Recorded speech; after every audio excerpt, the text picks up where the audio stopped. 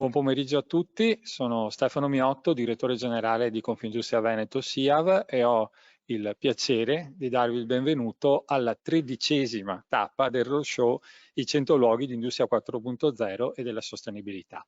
Nella scorsa tappa abbiamo fatto visita allo Strategy Innovation Hub di Ca' Foscari e abbiamo avuto occasione di leggere trasversalmente una serie di casi che abbiamo visto nel nostro percorso del 4.0. Oggi invece ritorniamo in azienda, come potete notare, e a fianco a me è schierata tutta la squadra di Rea Robotics, che è l'azienda che oggi ci ospita, l'azienda di Veggiano in provincia di Padova, che produce isole robotiche come quelle che vedete dietro di noi.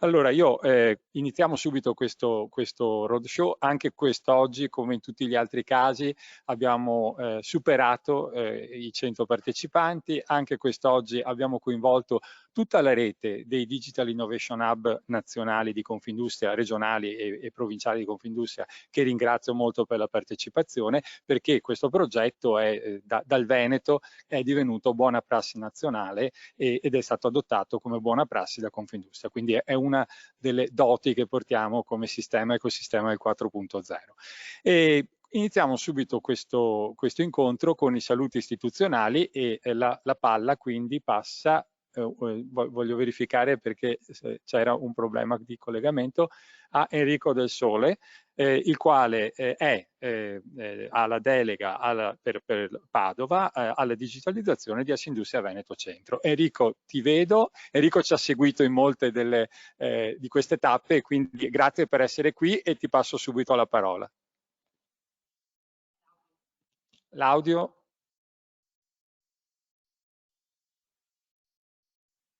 Mi sentite? Sì. Benissimo, grazie per l'invito. Devo dire che sono qui per portare i saluti di Assindustria Veneto Centro, del nostro presidente Leopoldo Destro, di tutto il Consiglio di Presidenza. E che dire, questo è un percorso dei 100 luoghi di 4.0 di Industria Veneto che è stato straordinario, perché siamo riusciti a vedere quelle che sono le realtà più importanti che hanno digitalizzato con grande successo i loro processi produttivi della loro azienda, e devo dire nel panorama nazionale veramente un format unico che ha portato conoscenza e diffusione di conoscenza a tutto quello che è il nostro sistema di imprese.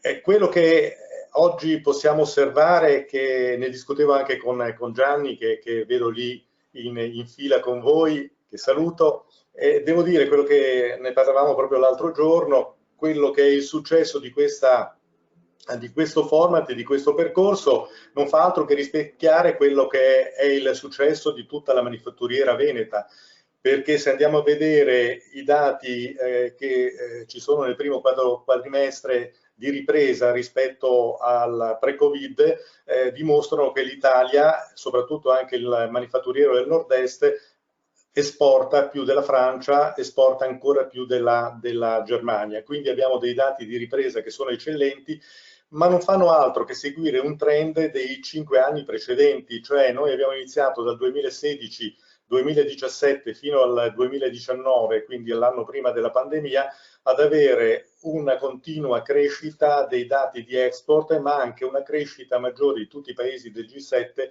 per quanto riguarda la produttività delle aziende. Tutto questo è frutto di una capacità delle nuove generazioni di imprenditori, e questo è il vero diciamo, miracolo, la vera novità, che le generazioni nuove stanno facendo, replicando quello che i nonni hanno fatto con la meccanica.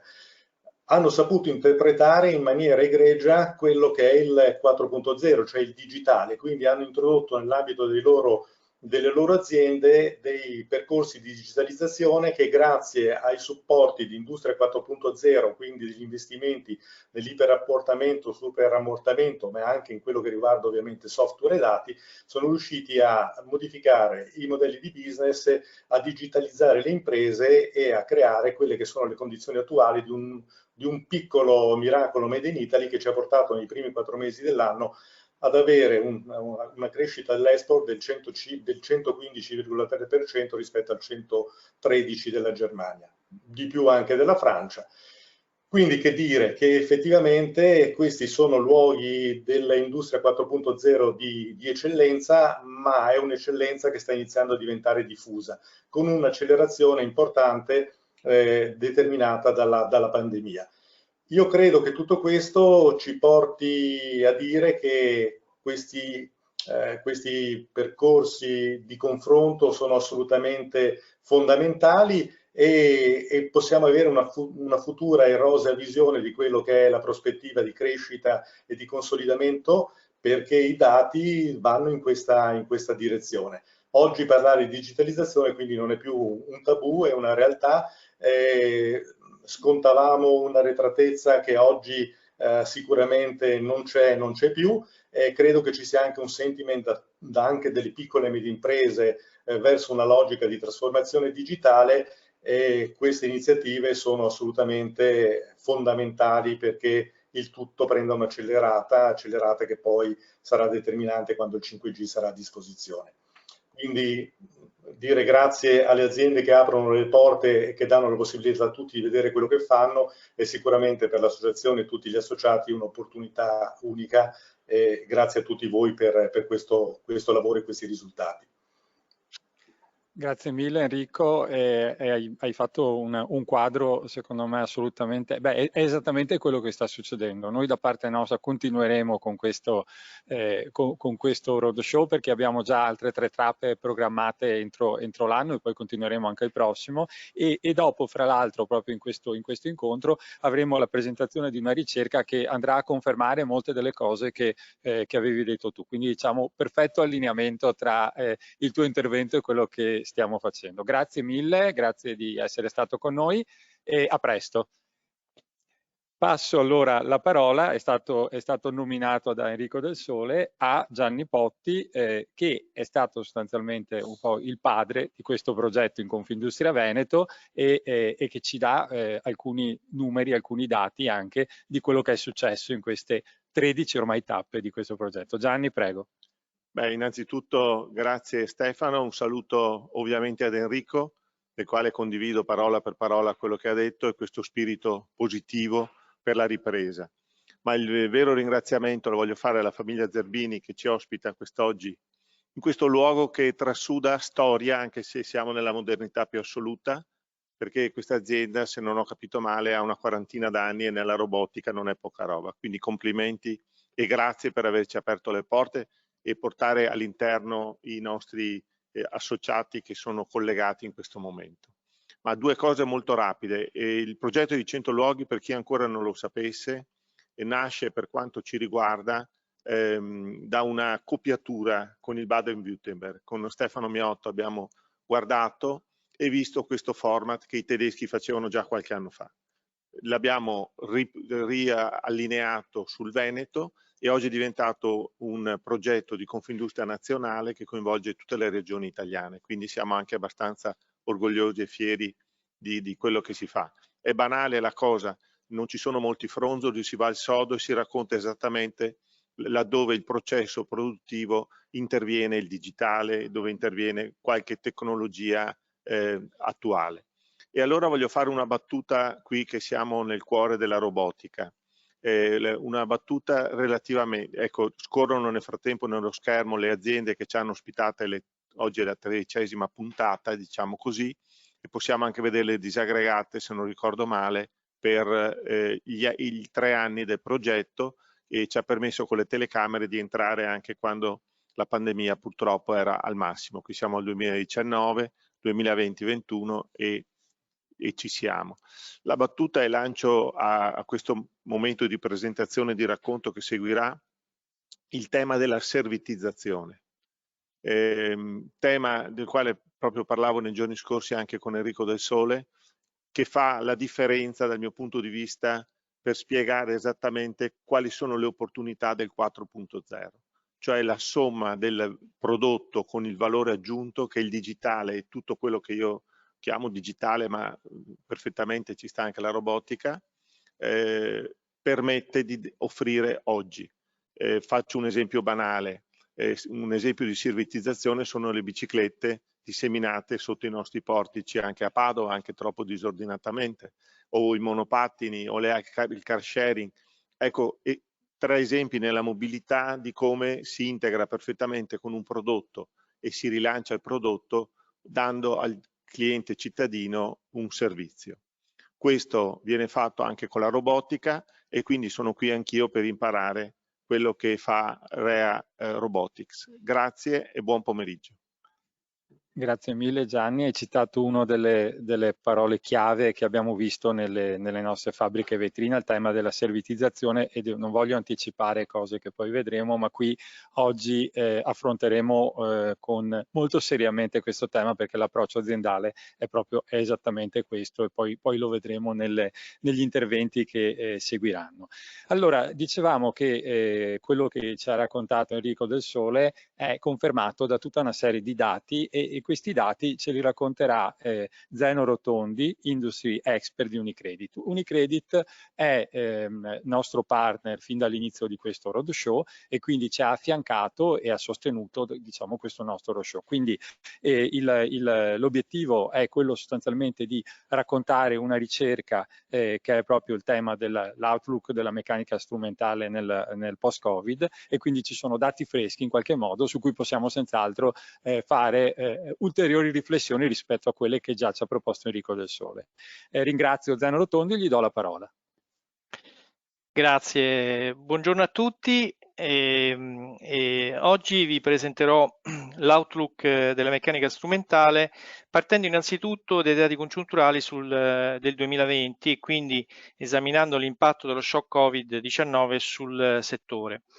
La meccanica strumentale italiana è stata particolarmente colpita, come potete vedere dal grafico riportato nella slide, rispetto a quella di altri paesi europei, a causa principalmente del maggior grado di restrizione dell'attività economica imposto dal nostro governo durante il lockdown, paragonabile solo a quella della Cina a livello mondiale.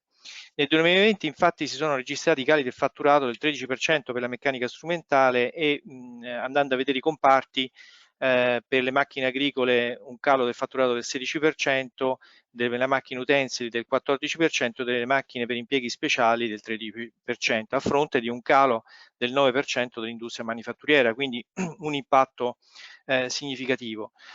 Tuttavia, rispetto al 2009, quindi la crisi globale del 2009, la caduta del fatturato è stata più contenuta. Il confronto qui è del 26% nel 2009, il calo del fatturato contro appunto il 13% per la meccanica strumentale nel 2020. Qual è la ragione di questo differente comportamento, di differente impatto, diciamo, di queste due crisi che per certi versi sono non nella natura, ma sicuramente nella modalità, diciamo, di trasmissione dello shock attraverso le filiere globali, sono sicuramente paragonabili. Il risultato è dovuto principalmente al miglior posizionamento della meccanica strumentale oggi, diciamo, nelle catene globali del valore, nonostante appunto le difficoltà riscontrate a seguito dei blocchi produttivi. Questo diciamo, migliore posizionamento ha consentito infatti di mantenere, ha consentito infatti una sostanziale tenuta delle nostre quote di mercato sulla domanda mondiale, in un periodo molto sfidante come appunto quello della pandemia. Ad esempio per le macchine agricole, all'interno diciamo, della meccanica strumentale, questo comparto ha addirittura aumentato la quota di mercato passando dal 7 all'8%, con una crescita dell'export addirittura del 5%, quindi in totale controtendenza rispetto a quello che è successo nella manifattura. Andiamo a vedere quali sono, diciamo, le prospettive nel prossimo biennio, quindi 2021-2022, e l'outlook di mercato si mantiene positivo nel nostro scenario. Come potete vedere sempre dal grafico riportato, noi prevediamo un tasso di crescita del 13% per la meccanica strumentale e diciamo tassi di crescita analoghi medi annui per i comparti all'interno della meccanica strumentale. Quali saranno i driver di questa crescita? Principalmente la domanda proveniente dalle economie emergenti, la forte domanda delle economie emergenti, che poi vedremo più in dettaglio, la sostenibilità ambientale e quindi il rinnovo del parco macchine, e infine la domanda di macchine con elevata personalizzazione e originalità. è vero che sarà sostenuto e trainato dalla domanda questo trend positivo, ma le imprese del settore dovranno saper gestire le sfide, quindi le priorità strategiche sono da un lato la sostenibilità, e qui in particolare mi riferisco all'eco-design dei macchinari e degli impianti, il rattrezzamento e revamping di impianti e macchinari obsoleti e infine l'automazione finalizzata anche a una riduzione dei rifiuti. Altro diciamo priorità strategica è stato citato prima del mio intervento, la digitalizzazione, non solo dal punto di vista del processo produttivo, quindi l'automazione, ma anche in un'ottica appunto, come è stato detto bene, della servitizzazione, quindi un modello di business sempre più orientato alla servitizzazione è fondamentale, soprattutto per quello che riguarda i servizi post vendita di manutenzione predittiva. E infine la digitalizzazione è anche un'infrastruttura indispensabile, un'infrastruttura tecnologica per le lavorazioni non convenzionali. Ultimo priorità strategica che voglio ricordare è quella appunto della riorganizzazione, del processo di riorganizzazione in atto all'interno delle filiere, proprio alla luce dei blocchi delle forniture durante il Covid, ma non solo, anche per esempio con altre crisi che si sono verificate dopo, come per esempio quella del canale di Suez, hanno comportato un ripensamento della riorganizzazione della filiera e quindi c'è una spinta, diciamo, non tanto in Italia ma in Europa e in America verso una maggiore regionalizzazione delle filiere. Andando adesso nella slide successiva possiamo vedere il dettaglio, un approfondimento sulla domanda mondiale di macchine. Come vedete dicevamo che prevediamo un outlook di mercato che si mantiene positivo, trainato soprattutto dalla domanda dei paesi emergenti. Qui in Cina in particolare, uno dei maggiori mercati esteri di sbocco, ma anche in altri mercati diciamo a maggior potenziale come le economie emergenti dell'Asia, dell'Europa dell'Est e dell'America del Sud. Per quanto riguarda la sostenibilità ambientale, questa ovviamente genera domanda di macchine che consentono di ridurre i costi attraverso un minor fabbisogno di energia e lubrificanti, ma anche diciamo, intervalli più ampi tra i diversi cicli di manutenzione. E infine dicevamo della personalizzazione, domanda di personalizzazione e originalità dei macchinari. Questo spinge, siamo proprio presenti in un'impresa che fabbrica isole robotizzate, quindi questa domanda di personalizzazione spinge ovviamente una richiesta di sistemi robotizzati e modulari in grado di adattarsi a diverse tipologie di ordini. Andando nella slide successiva vediamo in particolare poi il tema della transizione digitale. Abbiamo detto, è stato detto anche da chi mi ha preceduto, che è tra le principali leve del rilancio del sistema economico italiano in particolare post pandemia, e questo è evidenziato sia a livello europeo con il programma Next Generation EU e in Italia con il Piano Nazionale di Ripresa e Resilienza, il PNR, che dedica ampio spazio al miglioramento del processo di digitalizzazione della manifattura. All'interno della meccanica in questi anni diciamo, c'è stato all'interno delle meccaniche strumentali comparti che finora hanno fatto maggiori investimenti in tecnologie facendo 100 diciamo, gli investimenti totali fatti nella meccanica. Quindi investimenti in tecnologia 4.0 sono stati principalmente i comparti delle macchine per l'alimentare e delle macchine per gli impieghi speciali, all'interno del quale vi è la fabbricazione di robot industriali. Quindi questi sono diciamo, i comparti più attivi, ma tutta la meccanica ha fatto dei progressi notevoli da questo punto di vista e significativi investimenti. Andiamo nella slide successiva dove vediamo come in prospettiva il recupero del fatturato perso nel corso del 2020 con lo shock del Covid potrebbe essere complicato dal rally dei prezzi che sta interessando le principali materie prime e in particolare del materiale di ferro e del rottame di ferro qui che interessa in particolar modo diciamo, la meccanica strumentale. Come potete vedere finora gli aumenti dei grafici riportati, finora gli aumenti dei prezzi alla produzione sono stati relativamente contenuti, quindi non c'è stato un forte impatto al momento. Tuttavia in prospettiva l'outlook sui metalli diventa chiave per impostare i budget e pianificare gli acquisti di materie prime per la lavorazione dei metalli. Secondo le previsioni di consenso, dopo il picco del 2021 i prezzi torneranno a scendere negli anni successivi, ma non torneranno ai livelli pre-Covid. Andiamo adesso a vedere più in dettaglio la questione dell'impatto dei prezzi del minerale di ferro sui prezzi della produzione della metallurgia, dei prodotti metallo e della produzione di meccanica, quindi tutta la filiera della meccanica. Come potete vedere, l'effetto è in media ritardato. Questa è un'analisi statistica su un periodo molto ampio che parte dal 2015 fino al 2021, quindi potete vedere che effettivamente l'impatto in media è ritardato di 5 mesi e in alcuni casi anche oltre. Andando nella slide successiva vediamo quali sono i comparti che potrebbero essere più impattati. Appunto nella slide successiva vediamo come la trasmissione degli shock sui prezzi della produzione lungo la filiera della meccanica. I comparti della meccanica strumentale più esposti agli shock sui prezzi della produzione della metallurgia e dei prodotti metallo sono appunto quello delle macchine per l'agricoltura, le macchine per l'alimentare, le macchine per il tessile e l'abbigliamento e infine le macchine per le plastiche e la gomma. Ecco, io andrei adesso alla ultima slide della mia presentazione e concludo appunto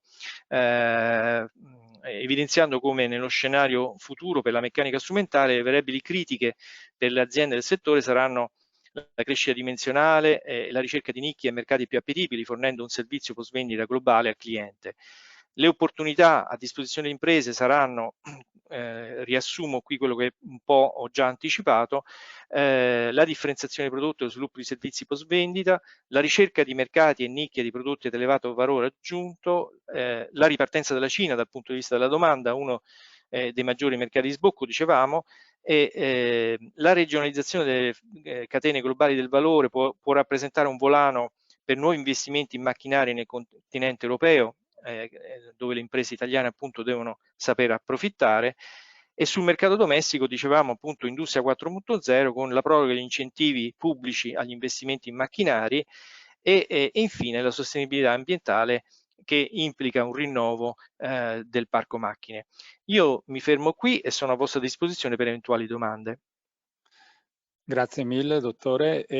Io ne avrei una, ma secondo lei, allora, fra le diciamo, opportunità e minacce, c'è questa diciamo, regionalizzazione, come ha chiamato lei, delle catene del valore, no?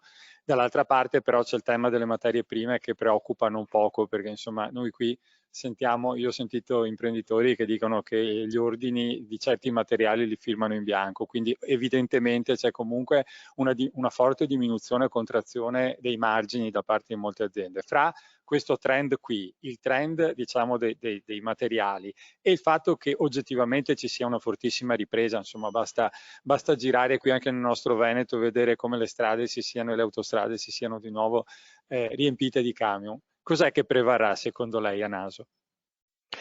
Ma allora, al momento le imprese italiane sono state molto brave a contenere diciamo, gli aumenti dei prezzi e quindi diciamo, è vero che si sono ridotti i margini, ma è anche vero che le quote di mercato sono aumentate, quindi c'è una compensazione, no? In termini di volumi di vendita e quindi da questo punto di vista al momento non c'è una grossa preoccupazione.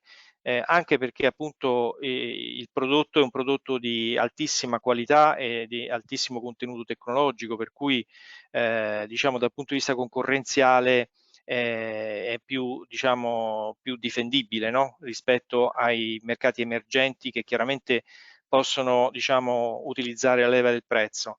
Quindi io sono abbastanza ottimista. Ovviamente questo non vuol dire che non dobbiamo fare nulla, è importantissimo, quindi sicuramente la finanza qui può venire in soccorso delle imprese con strumenti adeguati di diciamo, copertura, no, dei rischi da aumento di ulteriori dei prezzi e per questo è molto importante la programmazione, no, del magazzino e quindi come dicevo prima appunto l'outlook sulle forniture è importante programmarlo in maniera molto anticipata. Ecco.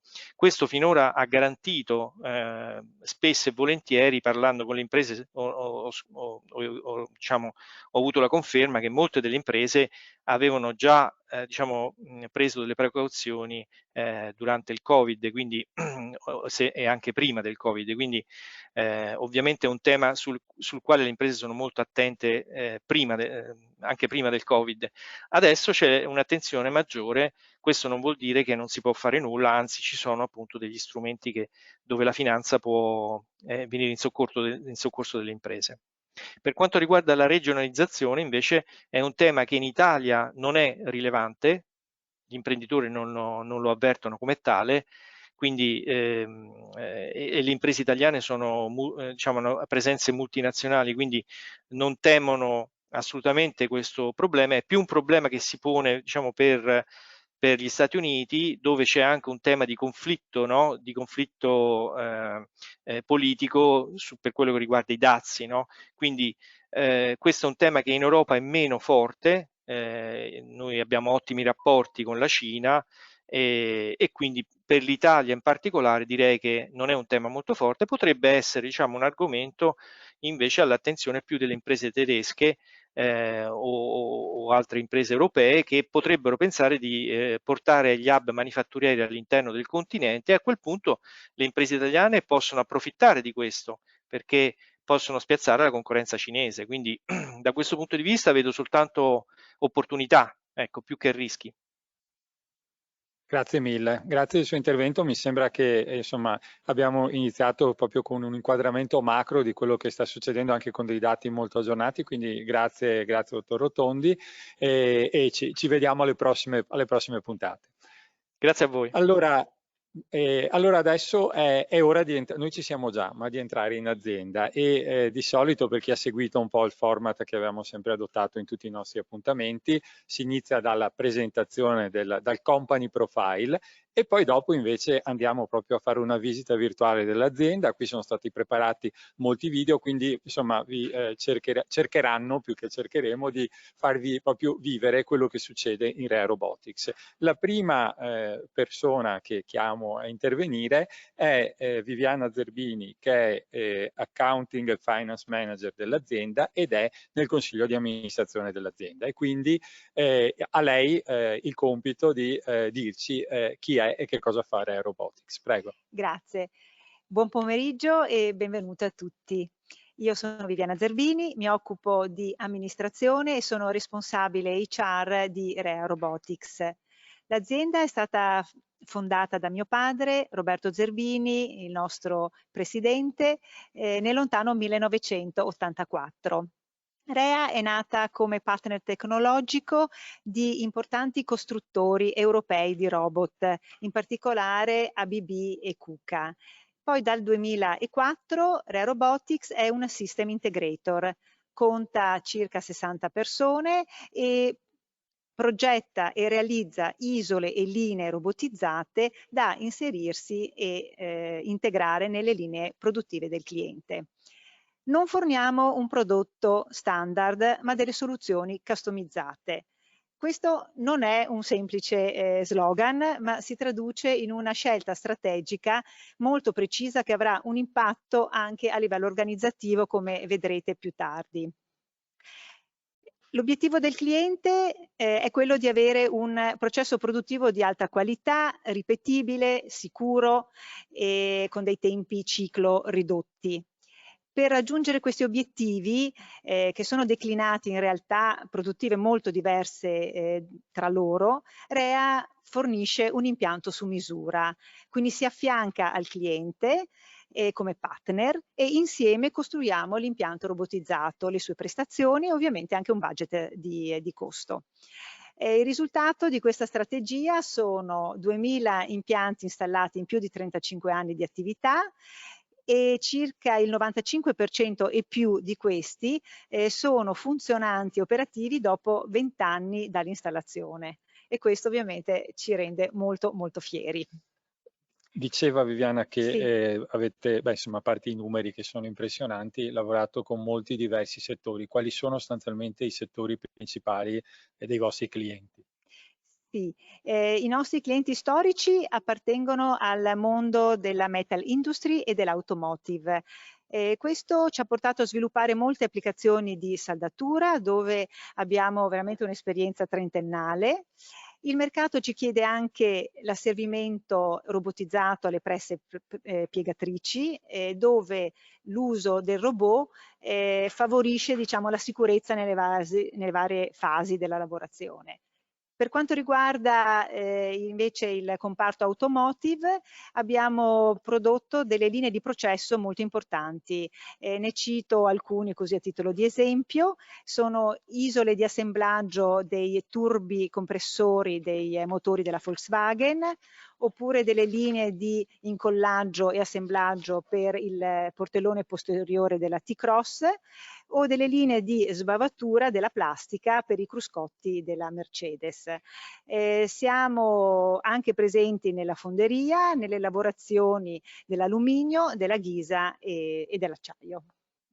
Ecco, io, se lei è d'accordo, lancerei il video istituzionale che raccoglie un po' di applicazioni che abbiamo fatto, ma credo soprattutto l'entusiasmo che ci mettiamo in questo lavoro meraviglioso. Certo, facciamo partire il video.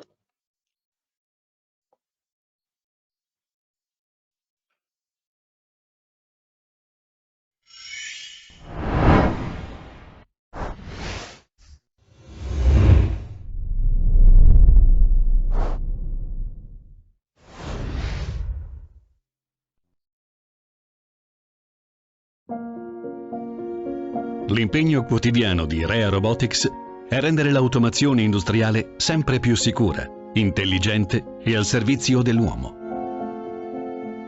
Mettiamo in ogni attività esperienza, innovazione e passione.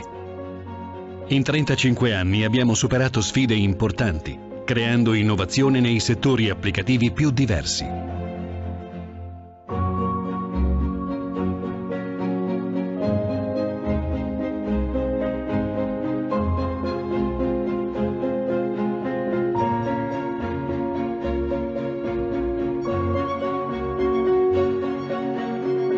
Ogni progetto che realizziamo è unico e il cliente ne è il protagonista. Le sue necessità sono il nostro lavoro, saperle soddisfare alla perfezione la nostra missione. Il nostro team di ingegneri e tecnici progetta soluzioni su misura dove l'automazione robotizzata deve rispondere a tutte le esigenze, calandosi in realtà sempre diverse e considerando ogni aspetto: processi, tempistica, sicurezza, modalità, spazi. Dopo un'analisi approfondita dell'impianto e di tutte le esigenze produttive e di rendimento, segue un'accurata fase di studio e progettazione condivisa con il cliente. Prima di avviare la fase costruttiva, con un software di simulazione e visione animata 3D, siamo in grado di mostrare in anticipo al cliente come sarà realizzato l'impianto e come si integrerà nel processo produttivo. Tutta la produzione avviene nel nostro stabilimento ed è realizzata da tecnici altamente specializzati.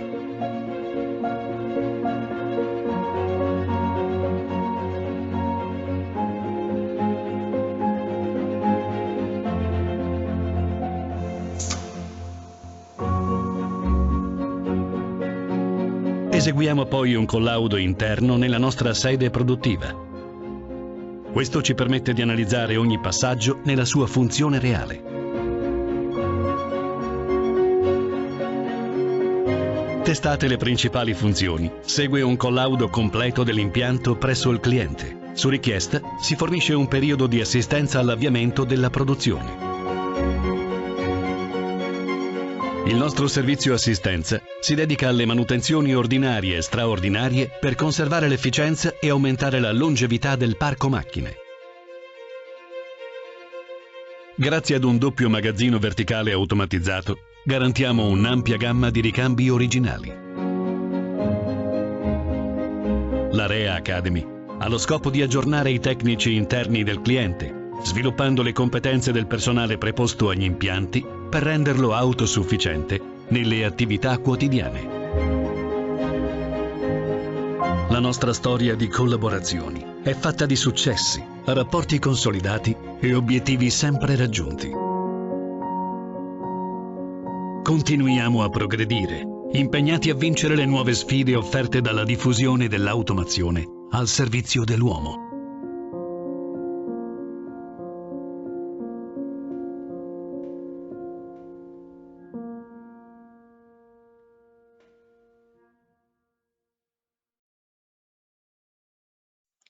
Ritorna la parola servizio, che mi sembra sia molto importante.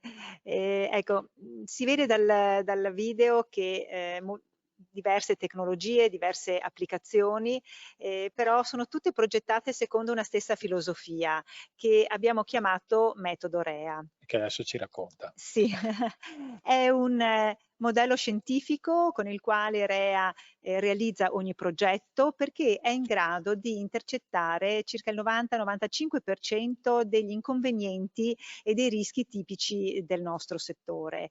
Verrà spiegato meglio dai miei colleghi, accenno solo che si basa su dei software di simulazione che garantiscono le prestazioni e la produttività dell'impianto e mostrano al cliente come questo sistema nuovo si integra nel processo esistente in azienda. Questo modello ha ovviamente comportato una forte digitalizzazione dell'azienda e per quanto mi riguarda, cioè l'area delle risorse umane, ci ha portato a ripensare anche alla tipologia e al grado di preparazione richiesti al nuovo personale in entrata, favorendo le figure junior che ovviamente sono molto propense, diciamo, ai sistemi digitali e al mondo virtuale, e ovviamente ha richiesto anche una continua formazione del nostro personale in organico, perché deve essere aggiornato sulle nuove tecnologie per poter poi proporre soluzioni che meglio rispondono alle esigenze, insomma, del mercato. Grazie, mi pare che insomma l'inizio sia stato col botto, vorrei dire, e io vorrei anche fare qualche meta considerazione. Intanto complimenti per il video istituzionale. Noi che insomma da un po' di tempo stiamo dietro alle aziende, soprattutto aziende B2B, molte aziende B2B non erano abituate a raccontarsi. Stiamo vedendo in questi anni, a breve pubblicheremo avremo una pubblicazione sulle fabbriche vetrine, racconteremo anche questo caso, che molte aziende adesso stanno cominciando a raccontarsi diversamente. È cambiato il mondo, ma è anche cambiata la modalità con cui queste aziende si interfacciano nei confronti dei loro clienti, in generale degli stakeholder. Questo devo dire che mi ha molto sorpreso positivamente anche in questo caso, perché davvero il video istituzionale è molto bello, ma anche poi quelli che vedremo dopo. E invece poi torneremo con Viviana alla fine per i saluti conclusivi, però sul tema capitale umano, che è un altro dei grandi temi che sono diciamo stati evidenziati da tutte le aziende che abbiamo visitato. Poi le vorrò fare qualche domanda. L'ultima cosa che volevo dire era il tema della servitizzazione. L'ha citato Gianni Potti, l'hanno citato gli altri relatori.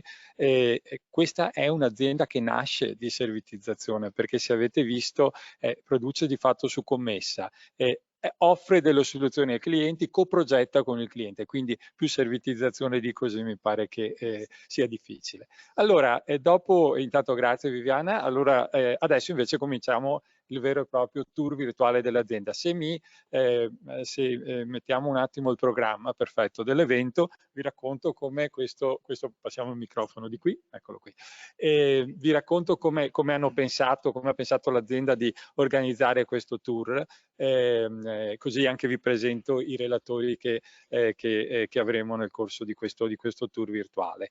Allora, cominceremo da un ufficio commerciale, che è un ufficio commerciale particolare ovviamente, perché ha molto di tecnico e anche di commerciale, e quindi che è chiamato sia nella fase iniziale di progettazione ovviamente e poi nella fase di post vendita, e ce lo racconterà Claudio Zerbini, che è il direttore commerciale a cui darò la parola. Poi sostanzialmente andremo a raccontare un po' la storia di queste aziende, dove l'abbiamo già sentita, ma da dove un po' anche la filosofia che è stata adottata nell'offrire le soluzioni 4.0, e quindi qui andremo proprio a capire cosa hanno fatto, come lo stanno facendo con Fabio Crivellaro. Poi a proseguire questa storia sostanzialmente andremo a vedere la parte innovativa dell'azienda, quindi le innovazioni che l'azienda va a offrire ai clienti, quali sono le nuove idee che hanno con Marco Ruzza, e poi sostanzialmente ovviamente 4.0 ha tutto un aspetto, nel loro caso necessariamente nel prodotto stesso che forniscono ai clienti, ma ovviamente, come abbiamo visto in tutte le aziende, ha un importantissimo aspetto interno, e proprio di questo poi parleremo con Nicola Parolin, proprio su come l'azienda ha affrontato il processo interno di digitalizzazione. E a chiudere questo tour invece andiamo a vedere il prodotto finito, sostanzialmente, con un altro bellissimo video che racconta uno dei loro prodotti. Quindi questo è un po' il menù del giorno, il menù che hanno deciso di servire, e quindi cominciamo la visita virtuale. Ritorniamo su con Claudio Zerbini, direttore commerciale. Prego, allora, cosa succede nel commerciale tecnico, lo vogliamo chiamare così, di Rea Robotics? Buongiorno a tutti, sono Claudio Zerbini, mi occupo appunto della parte commerciale in Rea Robotics. La nostra organizzazione copre un po' tutte le fasi della catena del valore, dalla progettazione delle nostre soluzioni robotizzate al post vendita, ed è il risultato di un processo di riorganizzazione e di miglioramento nella filosofia del 4.0. Vi propongo un tour virtuale all'interno dei nostri reparti. Partiamo dalla particolarità di Rea Robotics, che è quella di essere dotata di 2 uffici tecnici. Uno in fase di prevendita per lo studio delle proposte tecnico-commerciali ed uno nel post vendita dedicato appunto alla progettazione della commessa. Il nostro processo parte dalla parte commerciale, che raccoglie e filtra le richieste dei nostri clienti. Le richieste, una volta filtrate, passano nell'ufficio tecnico-commerciale, che è un po' il cuore della nostra impresa. È un ufficio composto da ingegneri dell'automazione, ingegneri meccanici e sistemisti, che partendo dagli obiettivi del progetto sviluppano una soluzione e dunque una proposta tecnico-commerciale. Questa fase è molto delicata in quanto implica un continuo confronto con il nostro cliente ed implica anche la redazione di svariate varianti della nostra proposta. Una volta che abbiamo preso l'ordine, il progetto viene affidato poi ad un project manager che seguirà il cliente durante l'intero sviluppo della commessa. Dovrà raggiungere gli obiettivi contrattuali del progetto e rispettare chiaramente le tempistiche condivise con il cliente. Il project manager avrà concluso la propria attività una volta raggiunto il collaudo dal cliente, il cosiddetto SAT.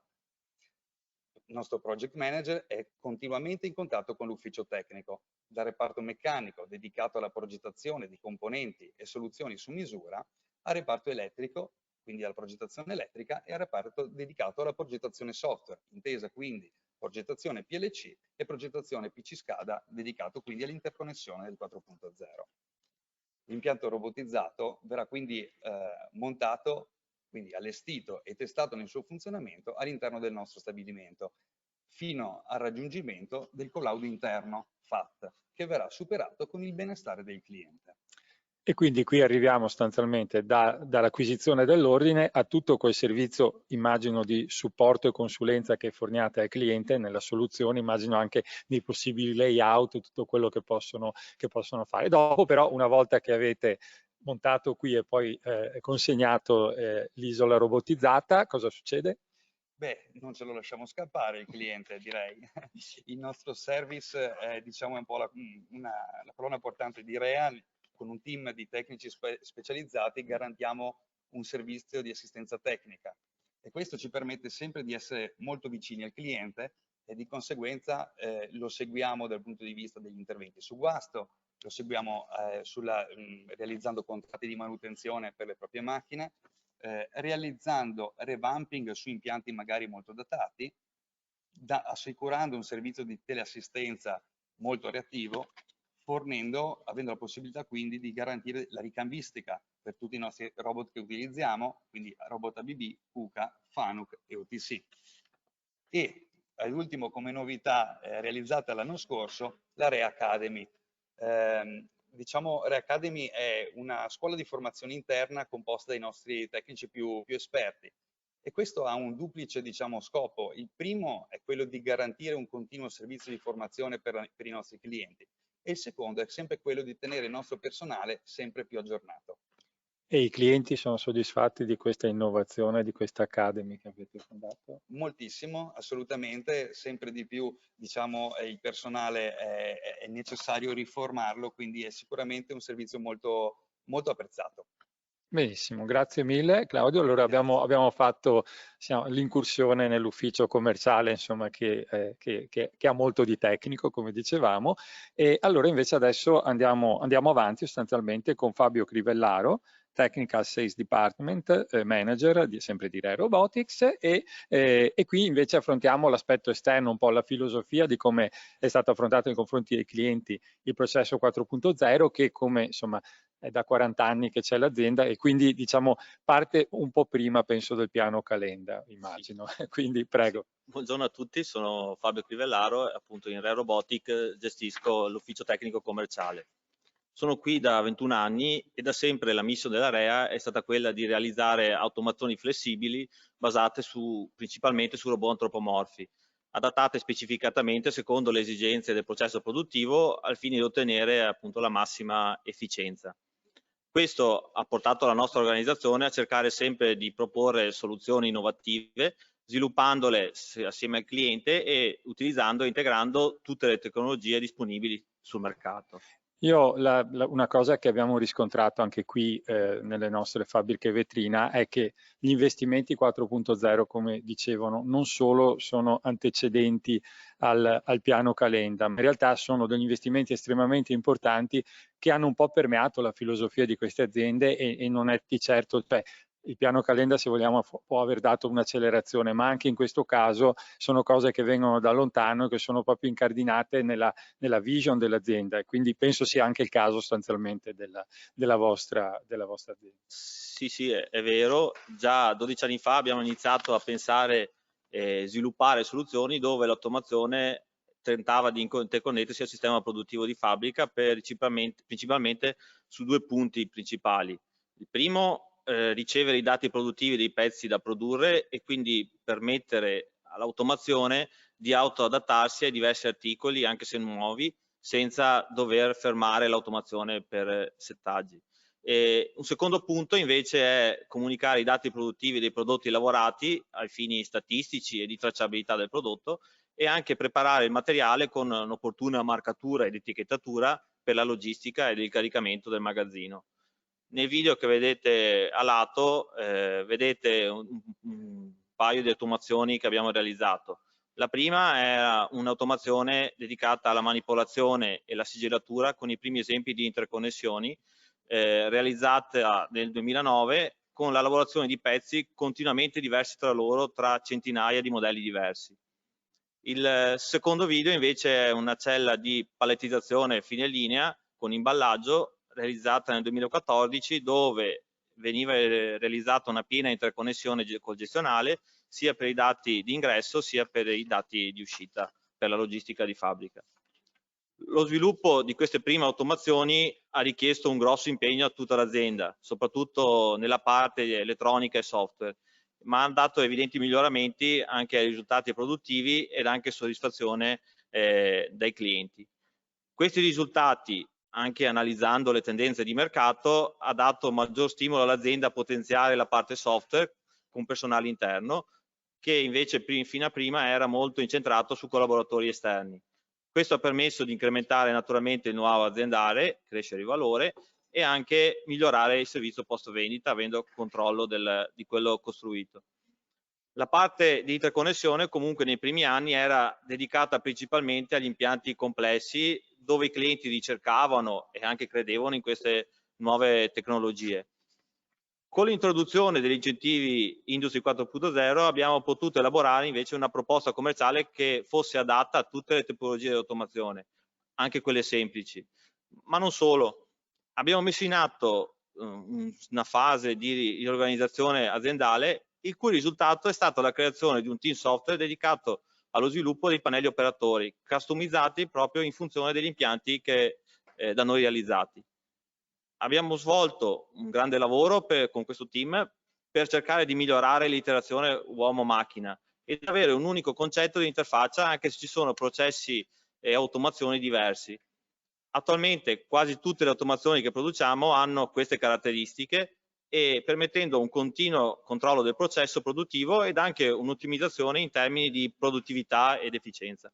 La interrompo per sottolineare due cose. Gli esempi 2009 e 2014 ci confermano che il processo viene da lontano. La cosa che mi colpisce è come ci sia stato in qualche modo anche l'idea di internalizzare il servizio di software, quindi internalizzare conoscenza, abbia portato poi a dare al cliente sempre un maggior valore aggiunto da parte dell'azienda. Questo mi sembra una cosa molto interessante da sottolineare, no? come cosa. E a parte gli ambiti che abbiamo visto, ci sono altri ambiti in cui avete sviluppato interconnessioni 4.0? Sì, diciamo che tutto quello che avete visto finora, che avete visto anche sugli esempi, sono attività da noi sviluppate direttamente sui prodotti che abbiamo consegnato ai clienti finali, sulle nostre automazioni realizzate. Naturalmente in parallelo abbiamo lavorato per sfruttare tutte queste nuove tecnologie anche per la nostra organizzazione interna e quindi migliorare i nostri processi produttivi. I principali fronti di sviluppo sono stati due. Allora, uno è l'analisi della simulazione eventi discreti. Abbiamo introdotto questo strumento di simulazione altamente tecnologico per dare al cliente risposte riguardo alla reale efficienza dell'automazione proposta e mostrare al cliente le dimensioni realistiche di quanto andiamo a proporre, anche in alcuni casi con realtà virtuale. L'ingegnere Ruzza dopo spiegherà più nel dettaglio questo tipo di analisi, visto che la segue lui direttamente. Un altro ambito invece che abbiamo utilizzato, che abbiamo sviluppato, è stato un nuovo processo di digitalizzazione dell'azienda, revisionando tutto il sistema informativo e rendendo disponibili una grossa quantità di dati che prima non venivano gestiti e che poi l'ingegnere Parolin vi spiegherà anche questo nel dettaglio. Quindi di fatto insomma gli incentivi 4.0 che poi come diceva prima Enrico Del Sole verranno confermati anche per i prossimi anni, per voi sono stati di fatto un acceleratore in qualche modo della vostra capacità di servizio in qualche modo, però ecco la cosa che mi colpisce è che abbia avuto poi anche dei riflessi interni significativi, poi ce li racconta. E il futuro come lo vede invece per quanto riguarda tutte queste aree di sviluppo che ci ha raccontato? Diciamo, non abbiamo una sfera di cristallo, quindi non possiamo saperlo. Comunque nel nostro piccolo vediamo un continuo aumento della richiesta di automazioni flessibili, il cui funzionamento si adatta al processo produttivo, con prodotti specificatamente studiati per le caratteristiche del cliente. In questo ambito REA con il suo metodo di lavoro cerca di trovare soluzioni innovative da proporre ai clienti e tutte le tecnologie disponibili nel mercato sono appunto un valido supporto per raggiungere lo scopo. Alcune di queste per esempio sono la visione 3D dove il robot mediante l'acquisizione ed elaborazione di dati visivi riesce a eseguire il prelievo di pezzi alla rinfusa in posizione casuale, verificando naturalmente i limiti di accessibilità dati dai contenitori, dai gripper e dagli altri pezzi vicini. Nelle applicazioni invece dove c'è un processo lavorativo, una valida soluzione è la generazione automatica dei percorsi robot, inserendo solamente ad esempio solo le geometrie del pezzo, come lunghezza e larghezza, ed evitando così un grosso lavoro di apprendimento manuale dei percorsi. Infine un altro esempio di applicazione è l'adattamento dei percorsi di processo utilizzando dei sensori di rilevazione, dove possiamo affrontare e correggere la variabilità del prodotto da lavorare, ad esempio sia lo spostamento dimensionale di posizionamento sia anche la variazione dimensionale dei pezzi, quindi garantendo il risultato finale del processo.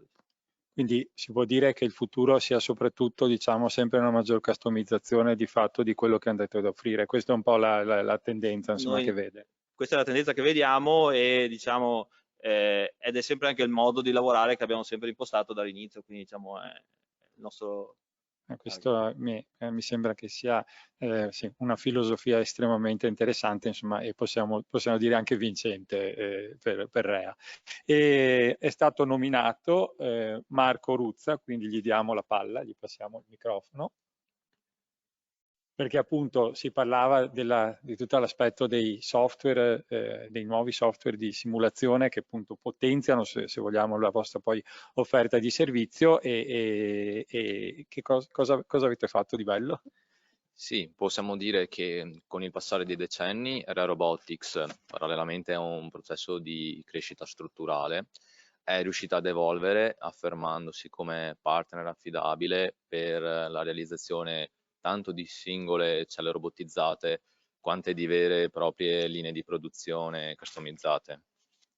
L'attività di proporre, quantificare, progettare e poi realizzare linee produttive in ambiti con standard qualitativi e quantitativi molto elevati, come per esempio l'industria dell'automotive, dell'elettrodomestico e dell'elettronica, ma non solo, presenta vari gradi di complessità che abbracciano tutti i livelli di cui si compone la nostra fornitura, dal dimensionamento dell'impianto alla soluzione tecnica più corretta, alla comunicazione con il cliente delle performance attese e di conseguenza ai vincoli contrattuali che poi andiamo a definire. Le competenze e gli strumenti per affrontare e vincere questo tipo di sfida devono essere continuamente accresciute e al passo con i tempi. E qui ritorniamo al tema delle risorse umane, perché da quello che, cioè dalla complessità sempre superiore che è connesso al processo di offrire un miglior servizio alla servitizzazione di cui stiamo continuando a parlare dall'inizio di questo incontro, deriva ovviamente una richiesta, un fabbisogno di competenze sempre più diverse, perché non è soltanto un tipo di competenza, qui c'è competenze di assemblaggio, di saldatura, eccetera, ma poi di software, cioè, e quindi insomma immagino ci sia una certa complessità in questo senso. Come funziona?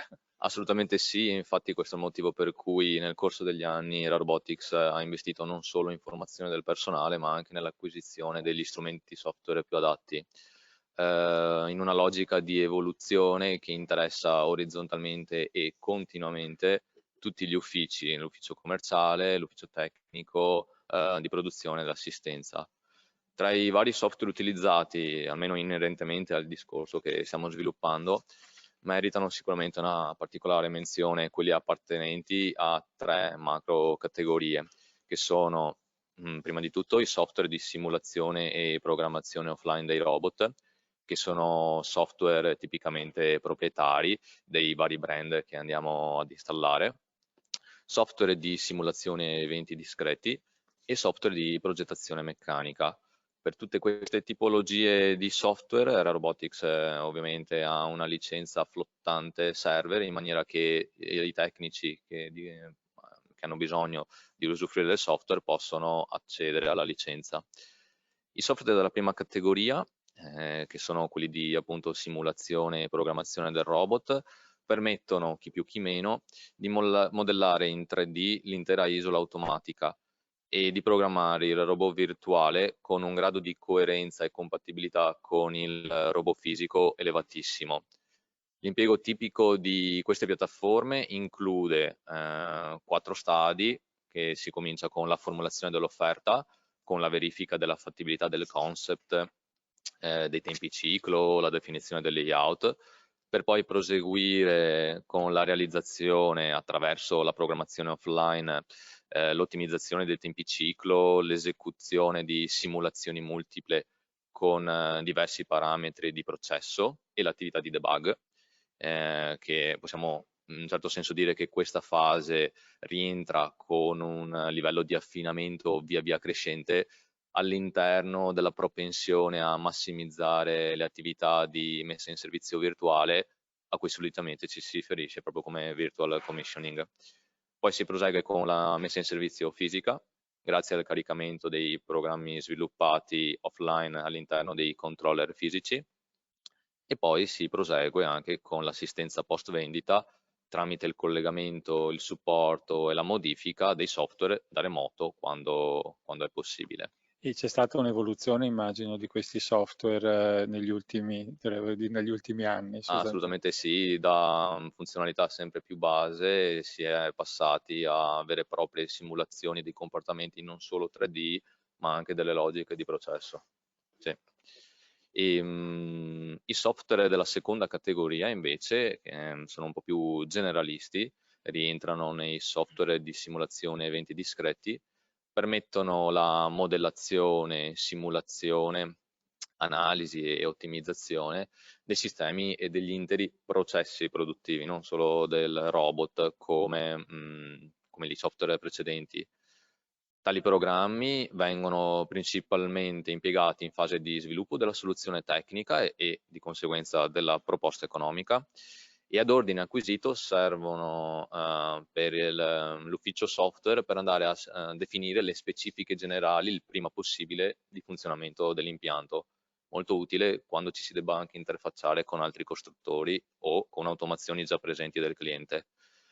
La decisione da parte di Ra Robotics di investire in particolar modo su questa tipologia di software è abbastanza inusuale per dei sistemi integrator, è molto usuale invece all'interno dei reparti di produzione delle multinazionali, ed è dovuta alla volontà dell'azienda, sempre in sinergia con i propri clienti, di arrivare a una soluzione sufficientemente dettagliata, testata e quindi robusta, ben prima della realizzazione fisica dell'impianto, riducendo, se non addirittura annullando in alcuni casi, gli imprevisti o i comportamenti indesiderati, che a volte in assenza di simulazione sono o sarebbero difficilmente risolvibili a priori. Pensiamo a linee produttive complesse in cui bisogna gestire cambi lotto, svuotamenti e riempimenti. Le funzionalità di questi software eventi discreti e gli strumenti che li caratterizzano sono librerie e modelli matematici che simulano il comportamento di alcuni automatismi di base come il robot, i nastri trasportatori o le stazioni di assemblaggio. La possibilità di sviluppare logiche molto complesse con un linguaggio di programmazione ad alto livello proprio per cercare in tempi brevi di simulare un intero funzionamento dell'intera isola automatica.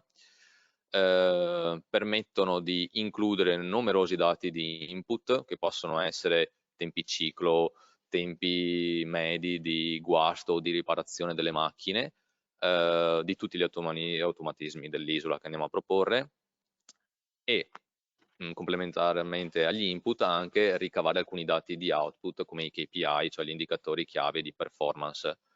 Il tutto con la possibilità di eseguire in pochi secondi molteplici run di simulazione che nella realtà durerebbero settimane se non mesi, al variare dei dati di input che possono essere appunto il lotto che andiamo a processare. E quindi con questa, diciamo, con questi software qua voi di fatto fornite una consulenza di fatto al cliente, perché andate oltre sostanzialmente al vostro prodotto e analizzate il processo in qualche modo con questo sistema. Sì, sì, infatti quando parliamo di sinergia con il cliente deve cercare di dirci vita, morte, miracoli del processo che conosce bene, proprio in maniera che la nostra simulazione, che altro è che una modellazione, una rappresentazione della realtà, ci assomigli il più possibile. I software della terza categoria invece permettono, che sono quelli di progettazione meccanica 3D, permettono la prototipazione meccanica dei singoli componenti e poi dell'intera isola robotizzata. Quindi tra le varie funzionalità possiamo citare la creazione di componenti interni, la realizzazione di assiemi di vari componenti interni e commerciali, la simulazione dinamica, soprattutto in quei casi in cui è critico o si vuole valutare le sollecitazioni dinamiche delle componenti in gioco, per poi addirittura creare distinte in automatico sulla base di quello che si è disegnato.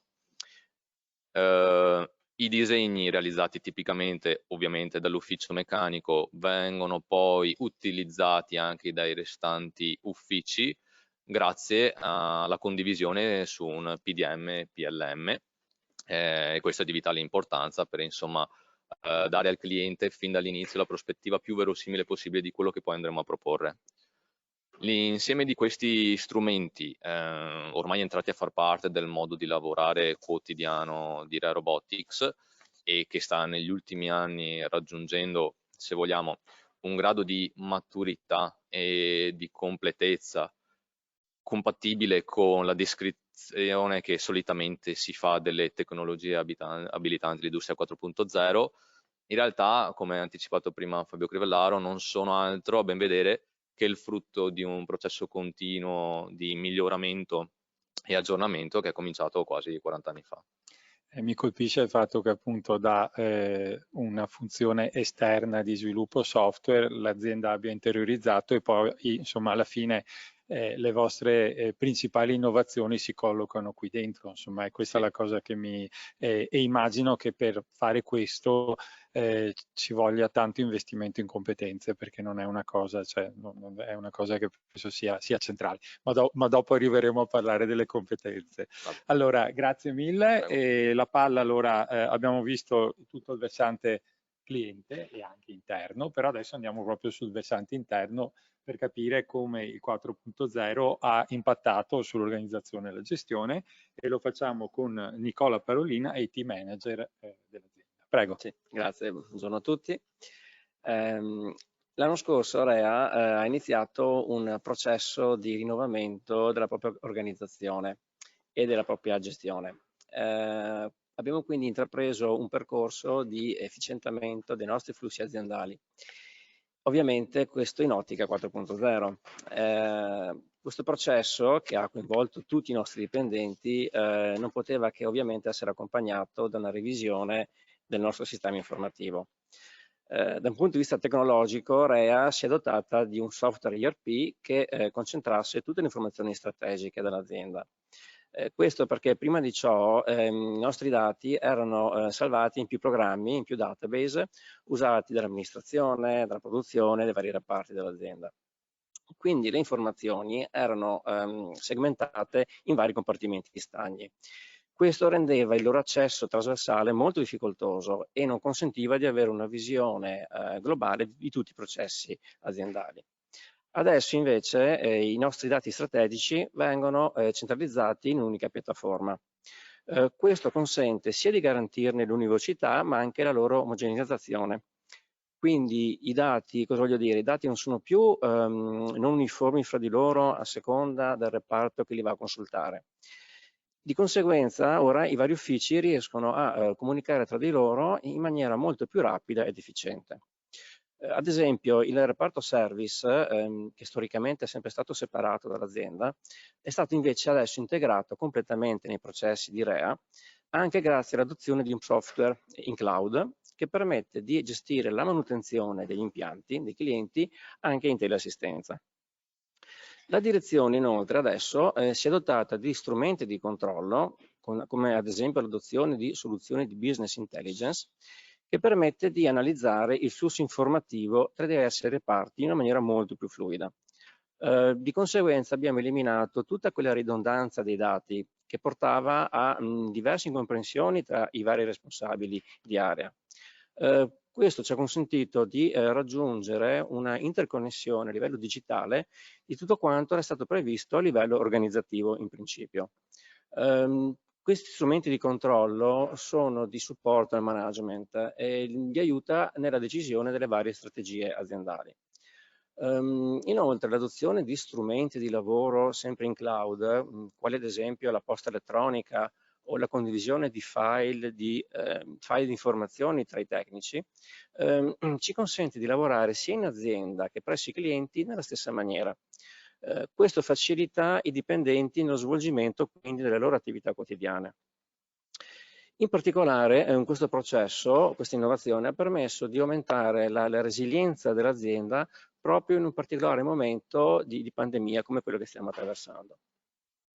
Ad esempio, un altro esempio è l'adozione di un CRM sempre in cloud che ha consentito di raccogliere tutti i dati commerciali in un solo contenitore.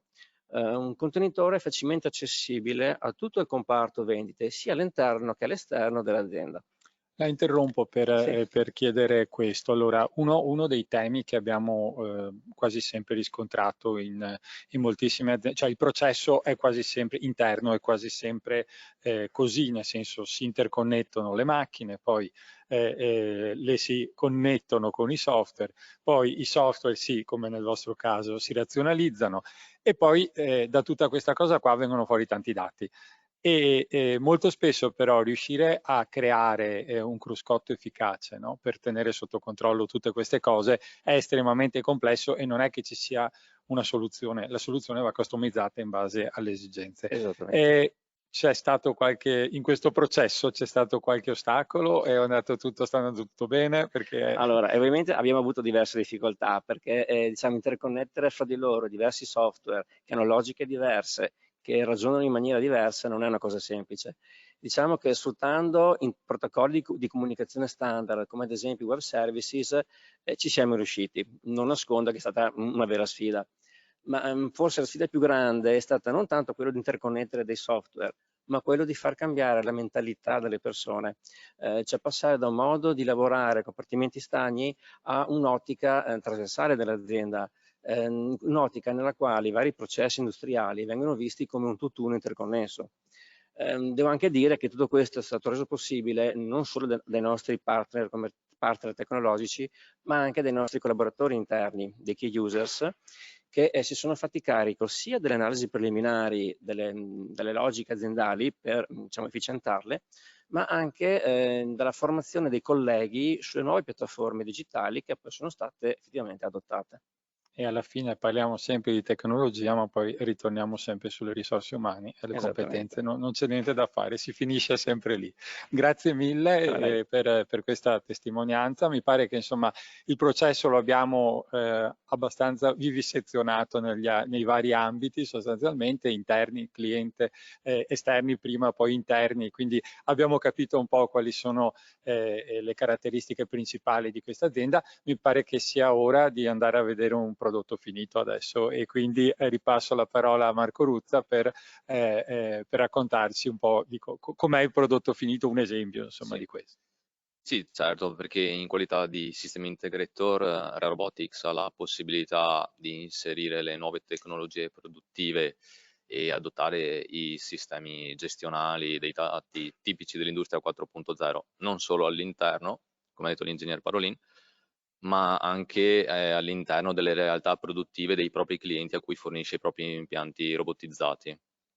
Senza entrare troppo nel dettaglio, ci sono alcune caratteristiche che contraddistinguono un impianto 4.0, che sono il controllo tramite CNC, controllo numerico o PLC, l'interconnessione ai sistemi informatici di fabbrica con caricamento da remoto delle istruzioni o dei part program, l'integrazione automatizzata con il sistema logistico di fabbrica o con la rete di fornitura e le altre macchine del ciclo produttivo, interfacce uomo-macchina HMI semplici e intuitive, ovviamente rispondenza ai più recenti parametri di sicurezza, salute e igiene del lavoro, nonché sistemi di telemanutenzione, monitoraggio continuo delle condizioni operative così da consentire all'automazione di adattarsi alle derive di processo dovute per esempio all'usura o all'utilizzo delle varie componenti.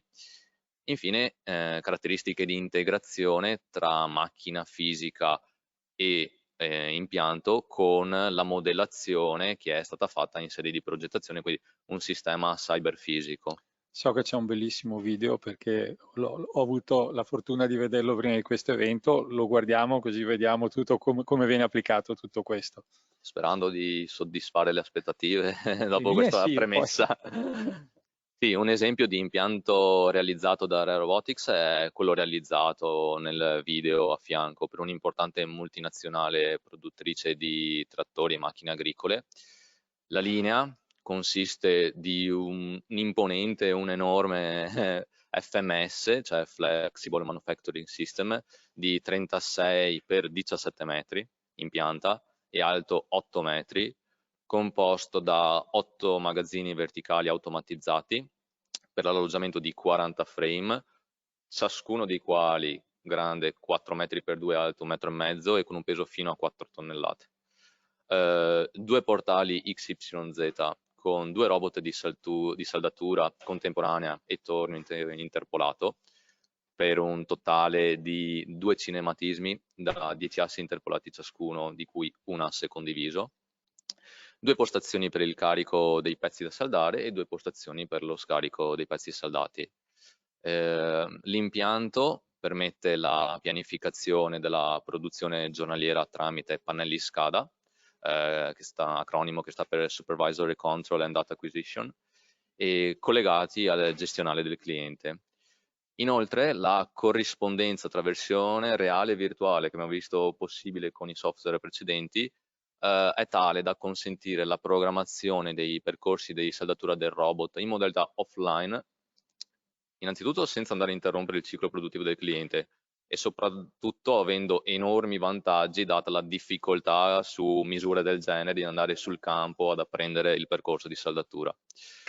Tra le varie componenti hardware la cui gestione ha consentito il completo soddisfacimento del cliente dal punto di vista di una gestione smart dell'impianto, figurano i PC SCADA, come abbiamo detto prima, per il controllo e la pianificazione della produzione, PLC standard e i PLC di sicurezza per la gestione di tutta la componentistica, sensoristica e attuatori elettrici, HMI, quindi interfacce uomo-macchina, con possibilità di lettura e scrittura in corrispondenza delle stazioni manuali, e chip e anche moduli di lettura e scrittura RFID per distinguere univocamente il frame da processare lungo il suo processo di movimentazione. A parte che 36 metri come si premonta una cosa così? Una cosa che mi ha... Era troppo grande per montarlo qui. Infatti, avevo questa sensazione. E diciamo, da tutte queste innovazioni, tecnologie che sono state introdotte in questo caso, quali sono i benefici che si sono potuti ottenere? Sì, diciamo che grazie al corretto dimensionamento, perché non viene fuori a caso un impianto del genere, reso possibile da un accurato studio prima e dopo l'acquisizione dell'ordine, e all'ottimale poi gestione delle informazioni, siamo riusciti a ottenere un'efficienza intesa come rapporto tra il tempo dedicato alla sola saldatura, poi il tempo totale incluso di movimentazioni dei frame, superiore al 90%. Si può vedere che l'applicazione appena descritta è una concreta dimostrazione di come l'adozione di tecnologie digitali tipiche della quarta rivoluzione industriale, o appunto Industria 4.0, genera una serie di vantaggi in termini di flessibilità, velocità, produttività, sicurezza e sostenibilità e innovazione del prodotto, con benefici significativi che permettono di dare e restituire nuova competitività a nicchie manifatturiere che altrimenti avrebbero serie difficoltà nel competere con sistemi a basso costo del lavoro. Grazie, mi pare che l'esempio sia stato più efficace di tante altre considerazioni. Io non ho capito tutte le cose che ha detto ovviamente, ma non lo devo fare, comunque si capisce che c'è tanto lavoro, tanta competenza, tanta complessità e quindi complementi. Abbiamo finito con Marco Ruzza questa visita virtuale, quindi ringrazio tutta la squadra di Rea che ci ha raccontato l'azienda, e devo anche fare i complimenti perché si sono veramente organizzati bene per poter raccontare in modo così efficace l'azienda, non ci siamo fatti mancare niente, penso. E ritorno da Viviana Zervini perché insomma, due domande mi viene da farle. E la prima è proprio, si è parlato di competenza, di integrazioni di nuove competenze in azienda, c'è tutto il tema del software, parlando sia con le nostre vicine università di Ca' Foscari da un lato e di Padova dall'altro. Proprio con l'altro giorno ne parlavo con il professor Sperduti, diceva che il loro corso in matematica, che però è informatica triennale, praticamente non fanno in tempo a finire la triennale. Quanto difficile è trovare persone e quanto difficile è riuscire in qualche modo a formarle, considerando l'altissimo livello di competenze che avete qui all'interno? Certe professionalità non sono facili da trovare sul mercato, e tantomeno in un'azienda che non fa standard, quindi è ancora tutto più esasperato, più complicato, più bello, ma ovviamente più difficile. Si crea con tanta pazienza, con tanta formazione, con affiancamento, con l'esperienza sul campo. Penso ad esempio alla mansione dei programmatori software, no?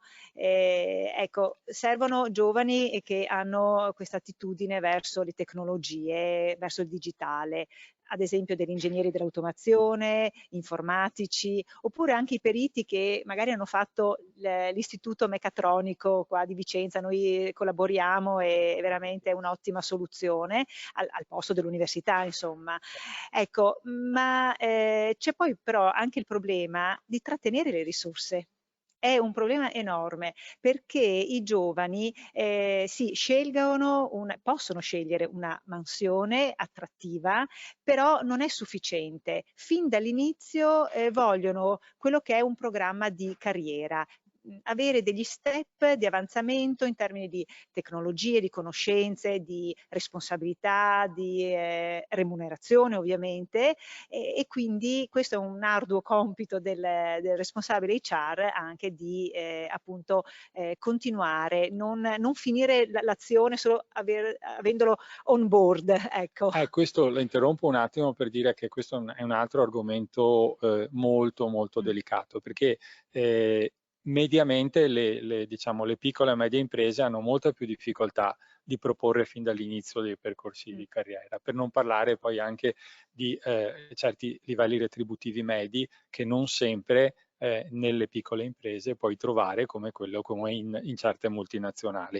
E questo è un tema che anche almeno che per quanto riguarda Confindustria ci preoccupa moltissimo, perché noi sul livello terziario purtroppo siamo come regione esportatori di giovani altamente qualificati, non soltanto all'estero, anche nei confronti di alcune altre regioni. Questo è un aspetto che ci preoccupa moltissimo, perché effettivamente questo vuol dire in qualche modo tagliarsi le gambe per il futuro. Quindi è un'area in cui stiamo molto approfondendo sostanzialmente i temi e anche le azioni da intraprendere. Una di quelle importanti sicuramente è anche di poter essere più attrattivi nei confronti di nuovi investimenti, anche di grandi imprese che in qualche modo possono avere la testa qui e possono offrire ovviamente alla filiera, ai giovani, insomma, un futuro. Quindi questo è un elemento che lei ha evidenziato, che mi sento molto di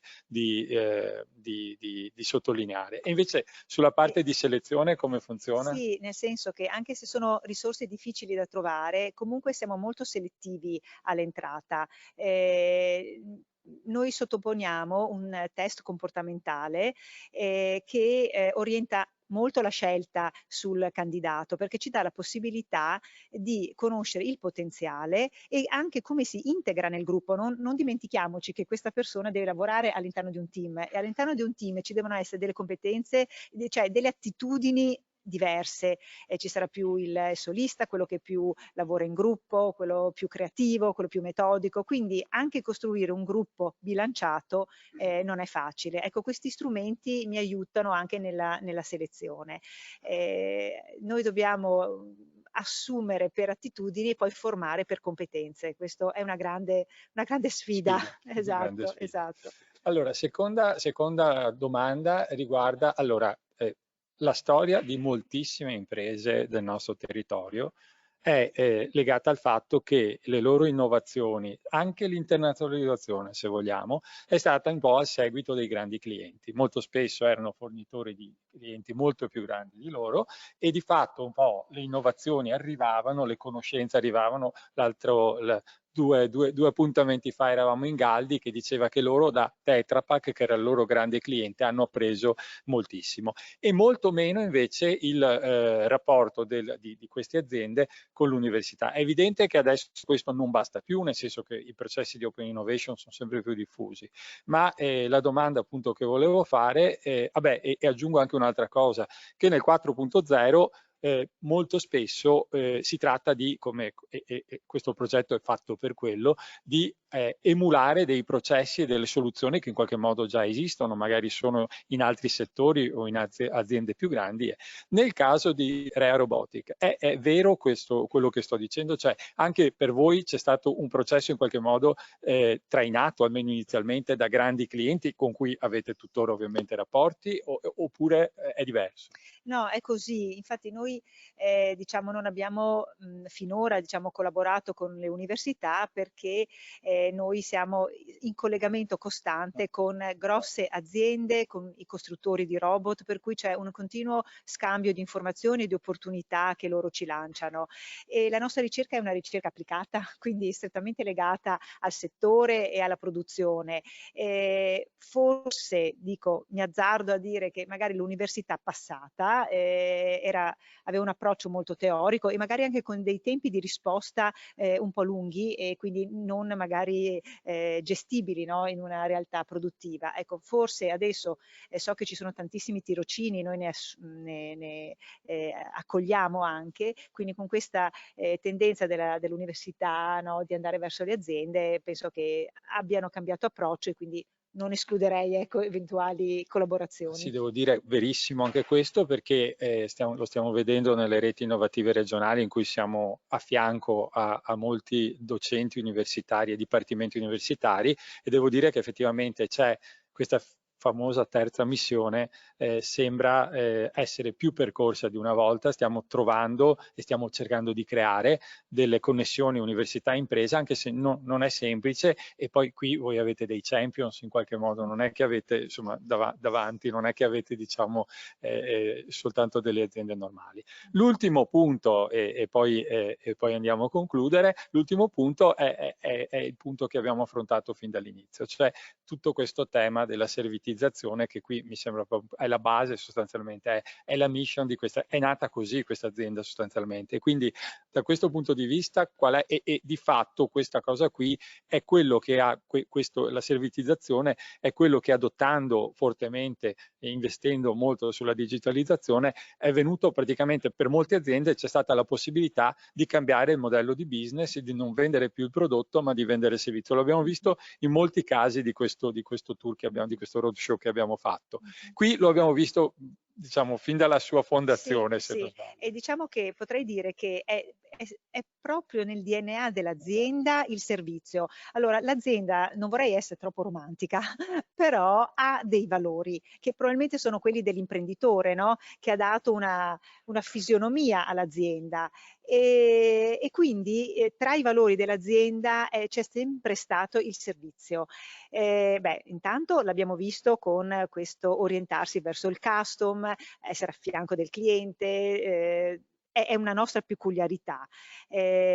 Poi però noi ci aggiungiamo anche una forte attenzione al post vendita che pochi concorrenti nostri ce l'hanno, no? Loro magari finiscono con un bel prodotto ma è finita lì, invece noi seguiamo il cliente per tutto il ciclo di vita del prodotto e quindi magari manutenendolo, facendo degli upgrade, ma insomma il rapporto continua e quindi ecco è compito anche del responsabile HR di condividere proprio questo valore del servizio con il suo personale perché è il nostro, fa parte del nostro DNA insomma quindi nasce da noi alla fonte ecco.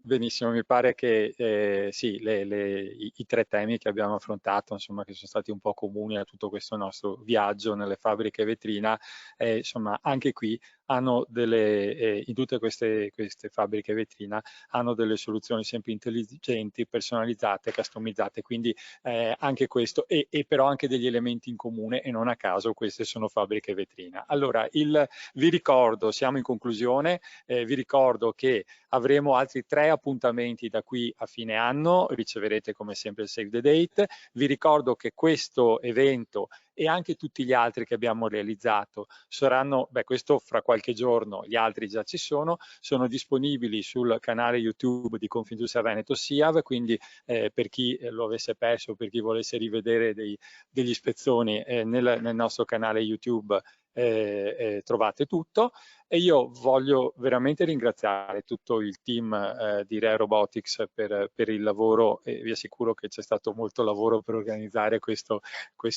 evento, ma mi pare che il risultato, insomma quello che è uscito, l'output di questo processo sia stato sicuramente positivo.